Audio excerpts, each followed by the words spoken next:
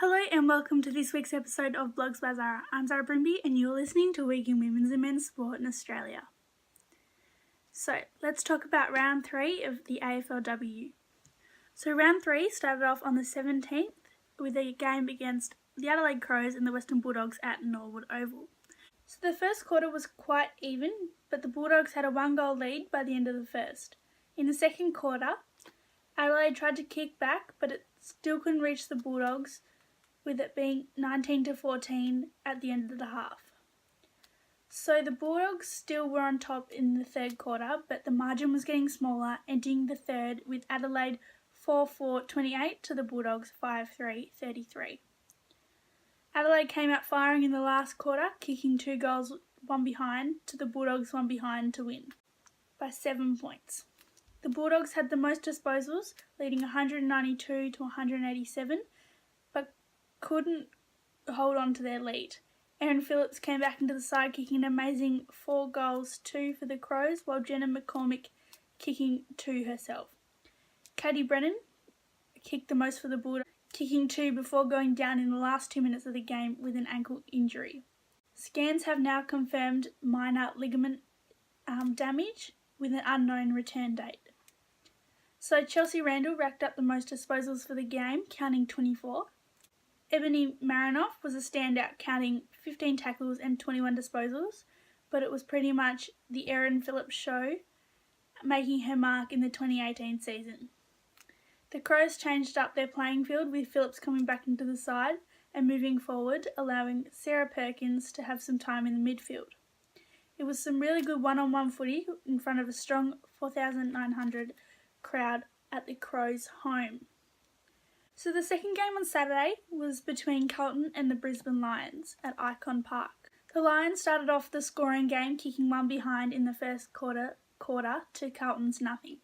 The first goal of the game was scored by the Lions in the second quarter, kicking 2 goals, 2 to Carlton's 2 behinds,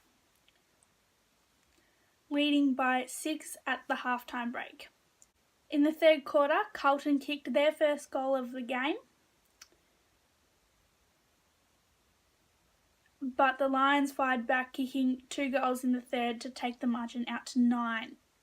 So the last quarter went the Lions' way, kicking 3 goals and 2 behinds to Carlton's 1 goal and 3 behinds to help the Brisbane Lions win by 22 points.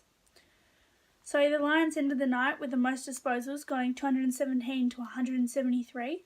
Sophie Conway kicked the most for the night, kicking 2 goals. Darcy Vesio kicked the most for Carlton, kicking 1 goal, 1. And Emily Bates led the way in disposals, counting 20, while Madison Gay had the most for Carlton with 13. Shay Audley from Carlton was the best tackler on the night, coming away with 10. With the absence of Brianna Davey, the Carlton captain, Carlton just couldn't find their rhythm, which made them struggle with their game plan. So now we'll move on to Sunday's games. So starting off with the game between Collingwood and the GWS Giants at Olympic Park Oval. So Collingwood came out firing in the first term, booting 2 goals, 3 to the Giants 1 behind. So in the second quarter, Collingwood slowed up their scoring, only kicking 1 behind, while the Giants took advantage of the conditions, kicking 2 goals, 5, leading 2-6 to Collingwood's 2-4 at the half. So after the break, Collingwood came out and kicked 2 goals, 1 to the Giants 1 goal to put them in front by 5 points at the last break. Giants knew they had to kick a few goals to win, and that's how they did it. So the Giants kicked 4 goals in the last to Collingwood's 1 goal to win by 13 points. Collingwood led the disposals, counting 200 to 196. Amy Schmidt kicked the most for the game, counting 2 goals and 1 behind, with her 2 goals coming in 2 quick minutes. Moana Hope stood up for the Pies after being dropped for round 2, kicking 2 goals. Alicia Eva counted the most disposals, having 23, and Jamie Lambert close behind, counting 19. So Amelia Barton tallied 8 tackles for the game, and as well as 1 behind. This comes as the Pies' third loss of the season, but GWS won its first game of the season. Collingwood's defence just couldn't handle the pressure from the Giants forwards, while also missing key defender Stacey Livingstone, who had surgery on her shoulder a couple of days ago. So the last game of the round to be played was between Melbourne and Fremantle at Fremantle Oval. So Melbourne came out firing in the first quarter, kicking 1 goal, 5 behinds to the Dockers, nothing. Melbourne's scoring was slowed down dramatically, kicking nothing to Fremantle's 2 goals. At the half-time break, Fremantle was leading by 1 on their home deck.